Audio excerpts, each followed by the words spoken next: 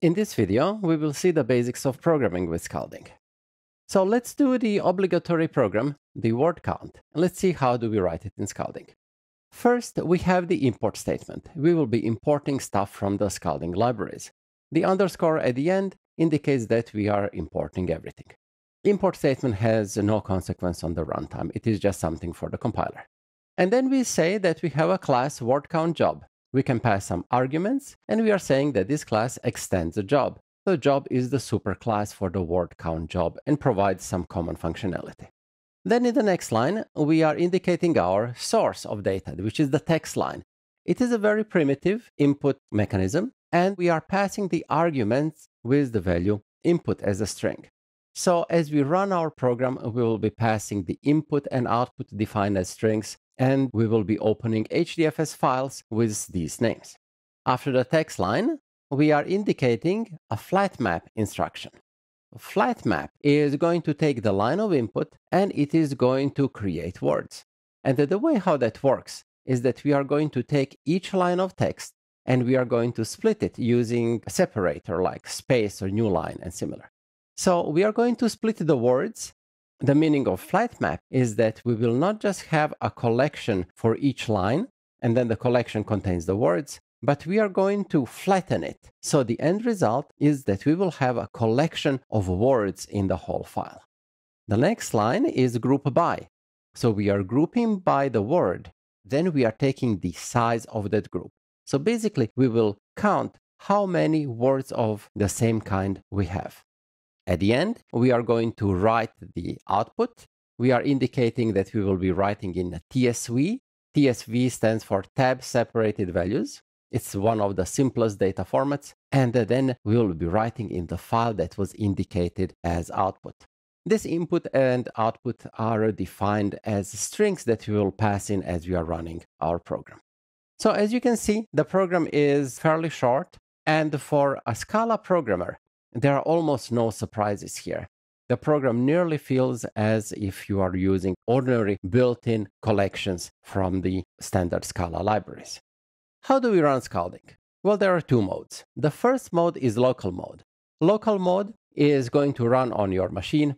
It is great for development. You have very fast turnaround times. And what we really like about it is that it enables us to do test-driven development. We can write our unit tests, we can try them out, and really we can improve the reliability of our programs. When we are done with development in the local mode, then we can deploy our programs on Hadoop. The nice thing is that we are deploying the jar file as we would do with completely ordinary Java programs. So from the point of view of MapReduce and Hadoop, there are no differences between the Scala program and the Java program. Scalding provides us with three APIs for dealing with big data. The most commonly used API is what is known as the field API. It is very easy to use. We are accessing fields in our files, and this API is untyped. So that means that compiler is not going to be able to check everything in our program. This is the oldest API. It is the most popular and very, very easy to use. The next API, which is growing in popularity, is the typed API. So we are indicating what are the types of columns in files that Scalding is accessing. The big benefit for us is that we are able to benefit from compiler checks, so we will be getting fewer errors at runtime. Now, this is something that is quite interesting for big data programs, because you would really prefer that you get error message from the compiler.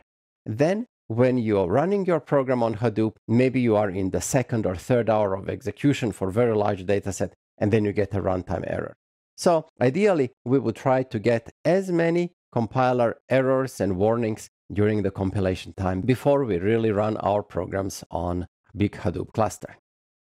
And finally, something new and unusual in these APIs is the metrics API. And this API allows us to work with big data metrics calculations.